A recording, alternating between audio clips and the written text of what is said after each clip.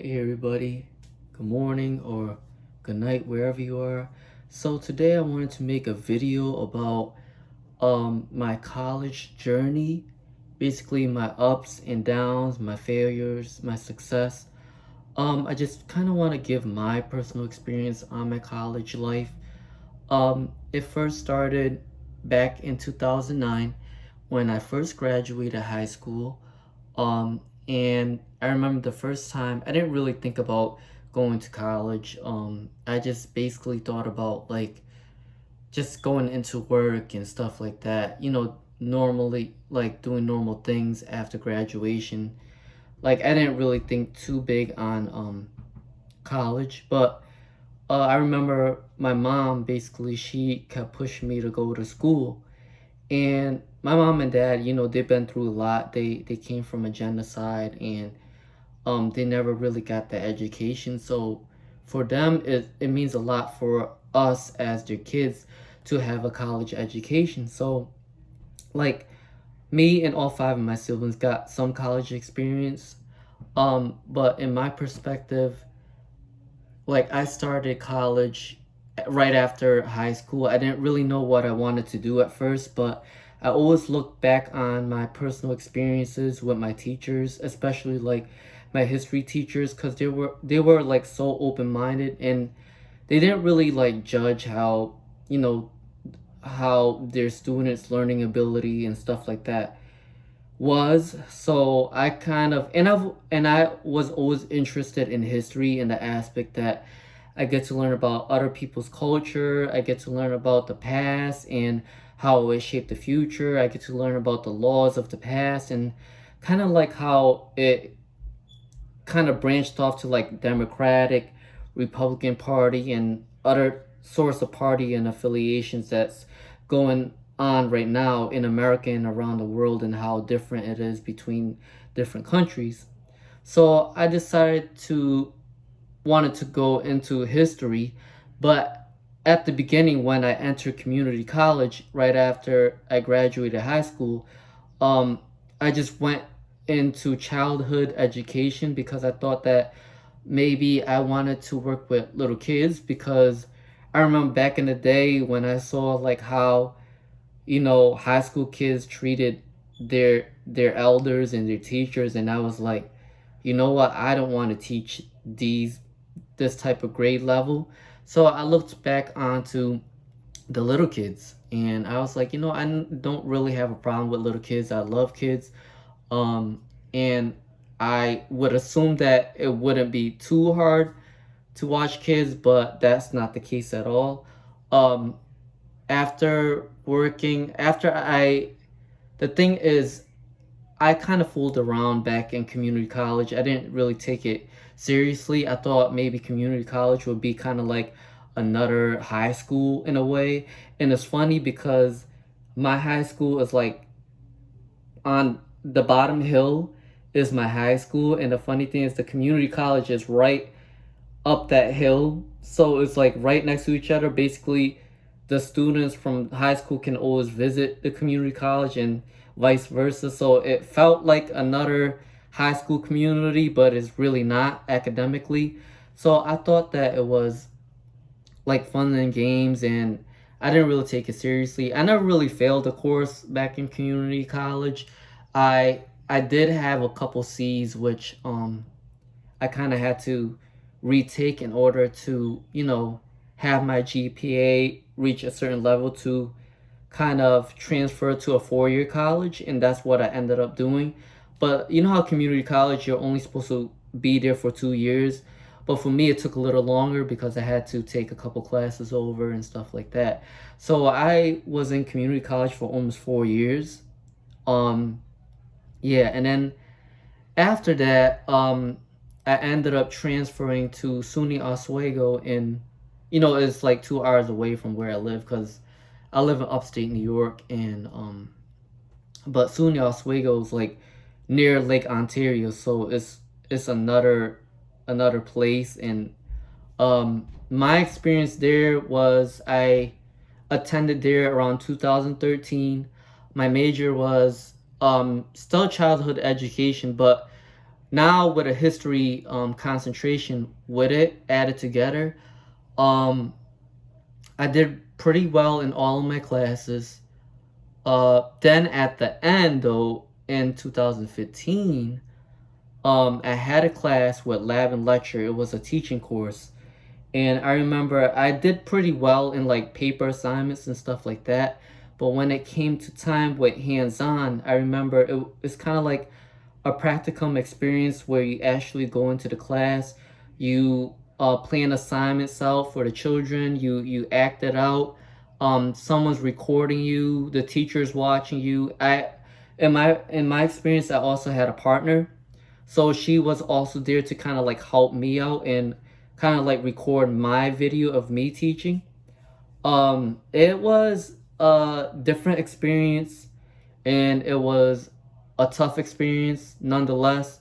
I remember when I first started recording myself teaching, it was really nerve wracking. I didn't really know what to do at first, but I kind of had to pretend I was an actor and kind of went with the flow with it. But there were times where I had a hard time with the kids because they were acting up, and you know how kids are. I was in a class like they were in first grade, I believe, and they were, kind of not listening to me when I was doing my lessons and stuff like that. And I remember I kind of froze because I was like, oh my god, I don't know what to say to these kids to kind of like have them stop, acting up when I'm in my lesson. But I remember, thankfully, my partner kind of stopped the video and was like, you guys need to stop fooling around and acting the way you act, because our professor is going to see that you guys are acting up, and it's not going to be a good look for you guys and for us that's doing the lesson. So then they kind of stopped after that. And thankfully I had her, because at first I didn't know what to do, but after that I kind of got the hang of it, but it still wasn't really successful. And I remember they give you this option where when it's almost time for student teaching, you can always graduate that a semester early and then just do student teaching right after. I remember I signed up to graduate a semester early, and I didn't get fully my grades yet, and I thought I was gonna fully pass the lab and the lecture. But then I got an email from my professor, and she was like, congratulations, you passed the lecture part of it, but you didn't make it through the lab part." And I was so upset because I actually brought my whole family to the actual graduation ceremony, thinking that I made it through and was going on to student teaching. So I was like, this was so embarrassing. I had to tell my parents and stuff like that. Um, and I was really upset. Then I decided to come back home. I remember calling the dean at the school at SUNY Oswego, and I was like, "Look, I'm really tired. I did whatever I could, and I can't believe that I went to the ceremony and just to find out that I didn't make it through with one of my labs, and which if I ended up staying, I'll have to do both lab and lecture over again, and I didn't want that."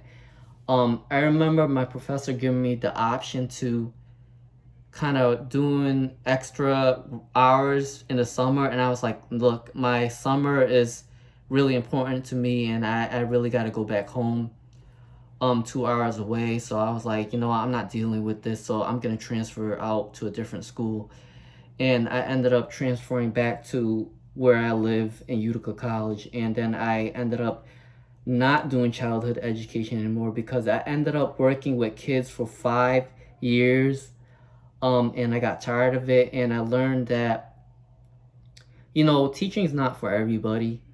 You got to have the patience, a lot of test taking. You have to do extra exams after you finish your bachelor's. You got to get the teaching exam, and every time you fail you have to pay an extra $200 to $300, and I don't have that money. I'm not looking forward to that. So I was just like, you know what, I'm just gonna drop the education portion of it, and I'll just focus on the history part of it. So I actually took a couple years off to focus on, helping my parents pay bills at home. Then in the middle of 2016, finally, I ended up going back to Utica College. for a history major. Then I took part-time and I took 2 classes, I remember.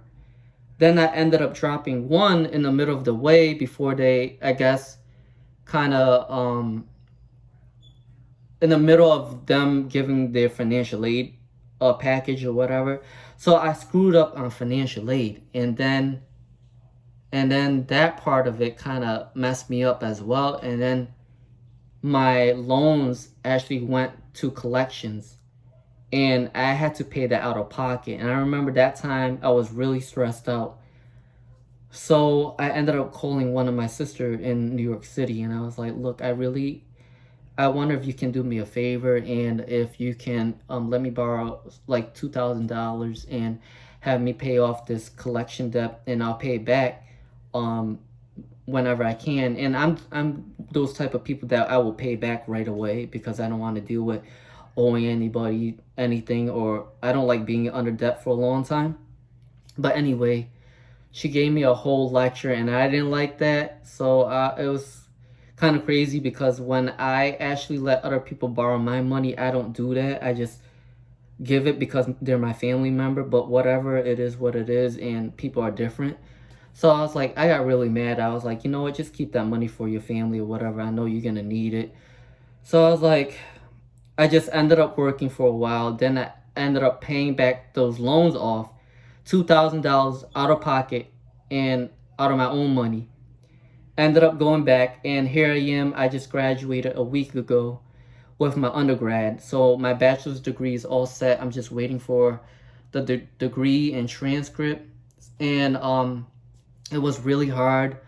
I I spoke in my first couple videos. I remember I was recently diagnosed with GERD and Barrett's esophagus, and it's been causing me like sternum pain every time I exhale and stuff like that. So it was really hard for me to focus school, but I was also actually surprised that I ended up graduating with like a 3.5 GPA. And I kept going and going and never gave up. No, even if I felt like I was going through hell, I knew that I need this in order to make it out there in the real world. I needed that degree. Um, I know that college isn't for everyone, and sometimes people get lucky. They don't need that college experience to get a good job.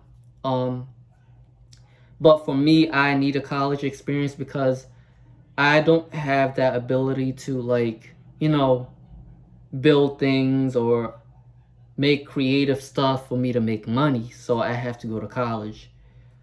And I was surprised of my success. But to add on top of that, I went through a lot of things in order to make it there. And the advice I want to give is that anyone can be successful as long as they put their mind to it. Have a goal, write the goals down, make a checklist. I remember doing that, and now I just did a checklist. I stated that I wanted to go to grad school in a year after I finished my undergrad, and here I am now, enrolled in Grand Canyon University for my first classes. I mean, there's still some transcript problems, but I'm gonna take care of that. Life is never easy, but you just gotta make it through. And I'm gonna continue to keep going. I hope the story kind of help anyone who feel like college is too much for them and they want to give up. They're going through a lot of things in life. Trust me, I understand that feeling. I've been through that. People go through different experiences. For me, it was actually like my health concerns and just little bumps along the way. But as long as you believe in something, if you don't believe in God, believe in yourself, because you only have yourself in the end. So, and luckily I have some really good support in my life. My family, they've been there for me throughout my journey, throughout the struggles, throughout the failures, throughout the success. They've been there for me. If you need somebody, make sure you find somebody who is willing to listen to you and not just talk about themselves. There's a lot of that too, but it is what it is. you have to believe in yourself. Um, I just want to say that the college journey is really tough, but as long as you believe and you keep going, work hard. I just want to add that history comes easy for me, but a lot of other subjects can be tough for me, and I'm like an A B student, so I'm not like really smart. I'm not really, slow, but I'm in the middle. I just have to study a lot in order to pass, and I work on time management, so I want to get a lot of things done and out of the way before I kind of do other things with life, because we got to balance our normal life, work life with school. So you got to kind of find that niche in there. Um, I learned how to do that. So I write everything down on my calendar to make sure I get everything done on a certain day, or kind of spread it out when you need to, because you don't want to rush everything and get everything done because you're going to get stressed out. So yeah, kind of learn how to manage your time. I think that's my biggest advice. I would get a lot of the little things done first, and then kind of focus on the bigger projects after. Yeah, and kind of have more time on the bigger projects. The little ones get out of the way, so then you don't have to focus on that thing. When you focus too much on the big stuff, you might forget about the little stuff, and then it kind of screw up your grade or whatever. But that's how I learned anyway. But yeah, if you like my story, you want to hear more, please hit the subscribe button, and hopefully I'll get to making more videos for you. And thank you. Have a good day. Bye.